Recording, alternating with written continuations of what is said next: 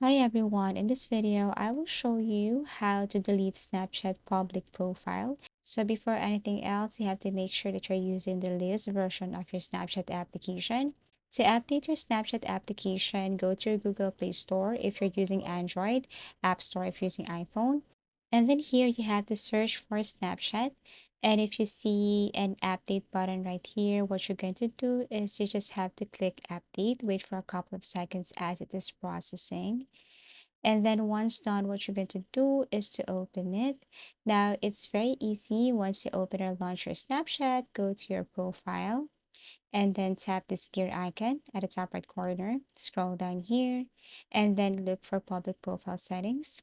You see your name right here below. What you're going to do is you just have to scroll down and then you have to look for clear public profile and click this one. And then you will see this everything you've added to your public profile will be deleted, such as your bio, profile picture, or photo, public stories, and stories saved to your profile. Snaps you've submitted to Spotlight or the Snap Map will remain and won't show your name unless you use your public profile again. Tap clear, and that's it. Thank you for watching. If you want us to create a new tutorial or new topic, just please do comment down below. Please do like and subscribe to our channel and see you again in our next video tutorials.